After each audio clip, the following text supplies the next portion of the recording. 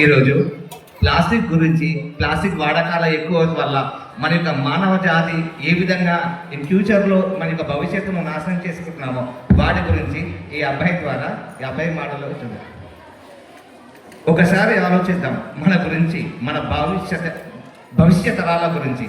మట్టి కొట్టుకుపోకుండా సృష్టికర్త మంచి మినహాయింపు పొందిన పాలిథిన్ రక్కసి గురించి, నాజుగా ఉందని, చబక్గా వస్తుందని, మహా తేలికని, మడత పెట్టుకోవచ్చని, ప్లాస్టిక్ గులాములై వచ్చే అనర్థాల గురించి ఆలోచించడమే మా ఆవేశం.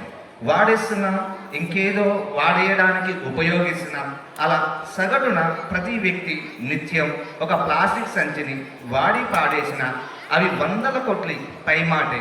అవన్నీ ఎక్కడికి వెళ్తున్నాయి, ఏమైపోతున్నాయి అని ఆలోచించే వ్యక్తులున్నారా?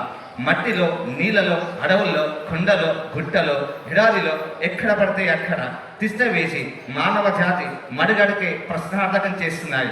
భవిష్యత్ తరాలకు సవాలు విసురుతున్నాయి. అలాంటి ప్లాస్టిక్ను వినియోగించడం ద్వారా మన యొక్క భవిష్యత్ మొత్తము కూడా ఇబ్బందిలో పడేటువంటి అవకాశం ఉంది. పాలిథిన్ పాపాల పుట్ట. పాపాల పాలిథిన్ మనిషికి, మట్టికి అడ్డు గోడలా నిలుస్తుంది. ఎంత విస్తారంగా వర్షాలు కురిసినా నీటిని ఇంకకుండా అడ్డుపడుతుంది. ఫలితంగా భూగర్భ జలాలు అడుగంటిపోతున్నాయి. మట్టిలోని సత్తువంతా మింగేసి బంగారం పండే పొలాలైనా ఎడారిలా మార్చేస్తుంది పాలిథిన్. ముక్కలే ధూళిగా ఏర్పడి గాల్లో కలిసిపోతుంది పాలిథిన్. రక్కసి నీళ్ళలో, గాల్లో కలిసి మనకు తెలియకుండానే ఒంట్లోకి ప్రవేశిస్తుంది.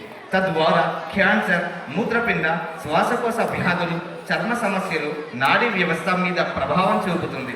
సంతానలేమికి కారణమవుతుంది. కాలువల్లో పేరుకుపోయిన పాలిథిన్ ప్రవాహానికి అడ్డుకట్ట వేసి దోమలకు ఆశ్రయమిచ్చి జనం మీదకు ఉసగొల్పుతుంది. మూగ జీవాలను మరణానికి ప్రత్యక్షంగా మనల్ని బాధ్యుల్ని చేస్తుంది.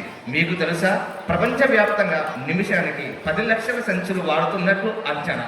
పాలిథిన్ భూమిలో కలిసిపోవడానికి 1000 ఏళ్లకు పైనే పడుతుంది. తెలంగాణలో రోజుకు 685 టన్నులు కాయగూరలు భూమిలో కలిసిపోవడానికి కేవలం 5 రోజుల నుండి నెల వరకు మాత్రమే సమయం పడుతుంది.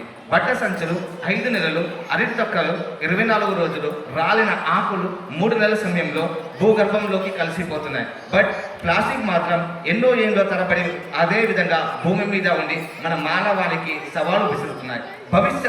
భవిష్యత్ తరాల కోసం ప్లాస్టిక్ నిషేధానికి చట్టాలు కావు, నిజాయితీ కావాలి. జీవోలు కాదు, జనం భాగస్వామ్యం కావాలి.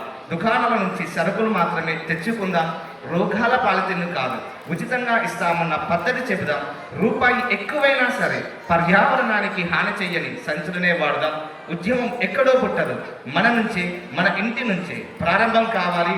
నో పాలిథిన్ హౌస్ అని సగౌరవంగా చాటుకుందాం. అందరి సహకారంతో పాలిథిన్ వ్యతిరేక ఉద్యమాన్ని విస్తరిద్దాం. పాలిథిన్ రక్కసిని పారదొలుదాం.